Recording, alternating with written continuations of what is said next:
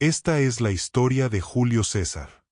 El hombre que cruzó fronteras que nadie se atrevió a pisar, que conquistó territorios desconocidos y que se enfrentó al propio Senado de Roma.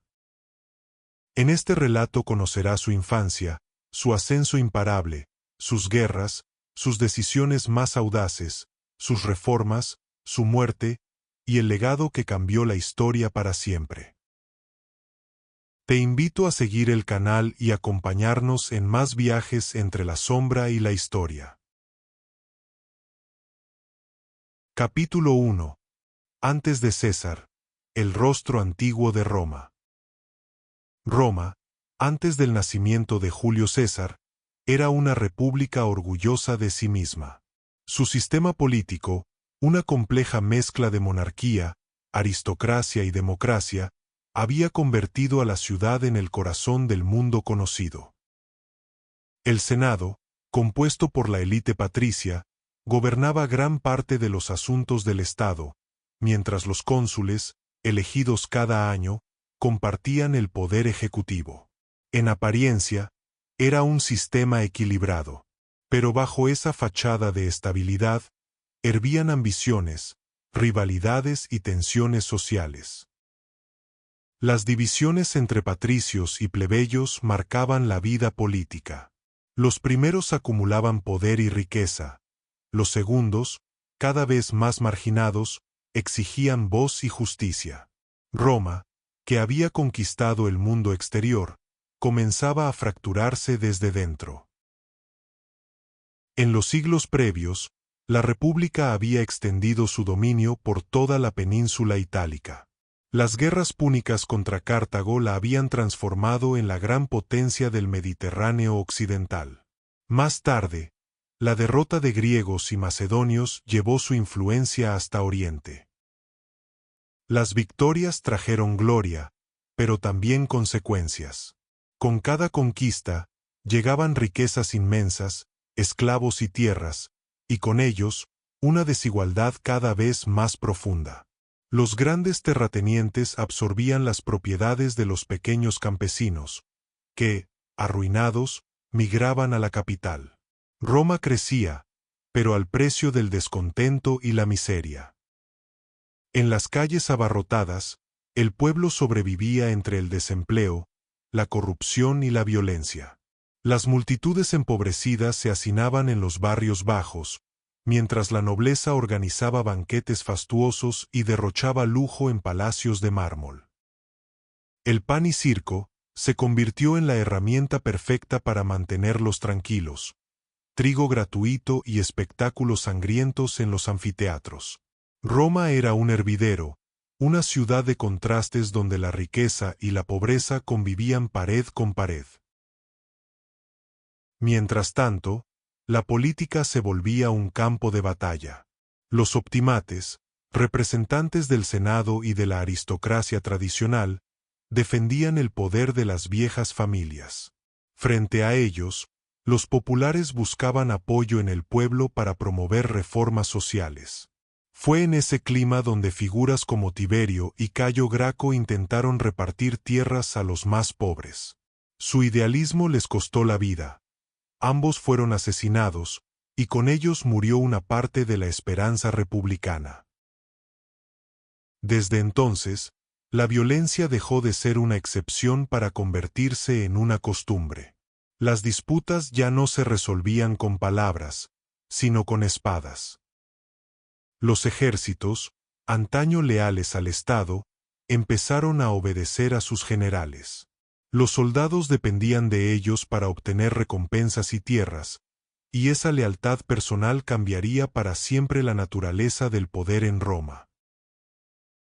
De entre esos generales surgieron nombres que marcaron la historia. Cayo Mario, con su reforma militar, abrió el ejército a los ciudadanos sin fortuna, y Lucio Cornelio Sila, tras marchar sobre Roma con sus legiones, rompió todos los límites. En el año 82, a.C., se proclamó dictador. Su mandato trajo purgas, listas de proscripción y ejecuciones masivas.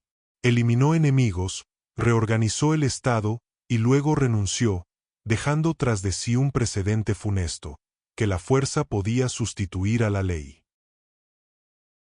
El sistema político romano, el cursus honorum, aún ofrecía un camino legal hacia el poder, pero solo para quienes poseían fortuna, linaje y contactos. Los hombres sin nombre ni riqueza apenas tenían oportunidades.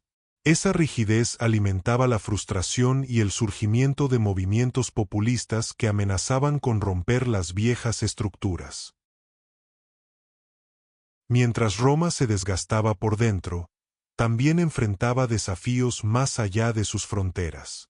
En Hispania, en África y en el este, los enemigos de la República no daban tregua. El ejército debía estar constantemente en campaña, drenando los recursos del Estado. La necesidad de líderes fuertes, capaces de imponer orden, se hacía cada vez más evidente.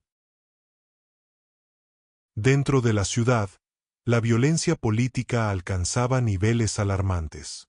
Bandas armadas al servicio de distintos senadores patrullaban las calles, imponiendo su ley con puñales y sobornos.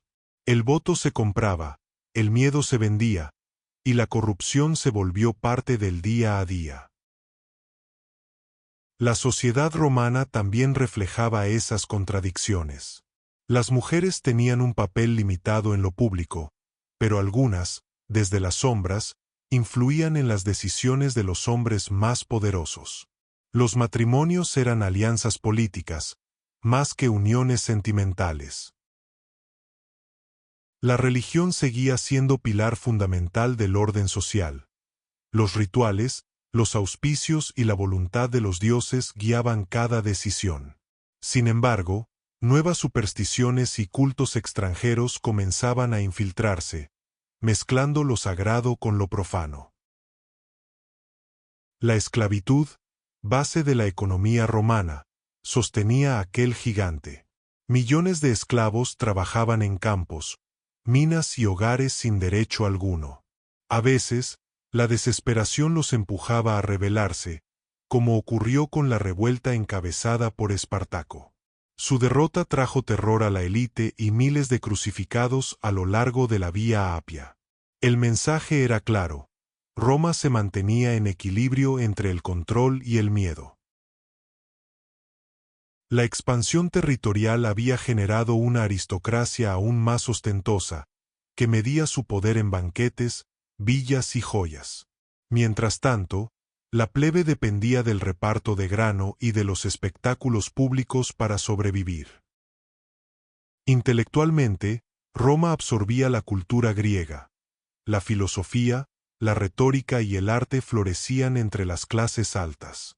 Pero esa admiración por Grecia no borraba el orgullo romano, un orgullo fundado en la ley, la disciplina y la guerra. La ciudadanía romana era un privilegio, no un derecho universal. Solo unos pocos podían disfrutar de sus beneficios. Y aunque la república seguía en pie, su estructura se agrietaba bajo el peso de la desigualdad y la corrupción. Roma, la dueña del mundo, parecía invencible, pero su alma estaba enferma. El poder se concentraba en unos pocos. El pueblo, cada vez más dependiente, se refugiaba en el pan y el circo. En medio de esa decadencia, el destino preparaba a un nuevo protagonista. Fue en ese contexto de crisis, ambición y esperanza donde nació Julio César. No fue un héroe enviado por los dioses, sino un producto de su tiempo, hijo de una república desgastada, de una ciudad que había conquistado todo, salvo a sí misma. César entendió el juego del poder mejor que nadie, y cuando llegó su momento, supo cómo romper las reglas. Su historia comenzaría no en la gloria del trono, sino en el caos de una Roma que ya pedía un amo. La historia continúa en el siguiente capítulo.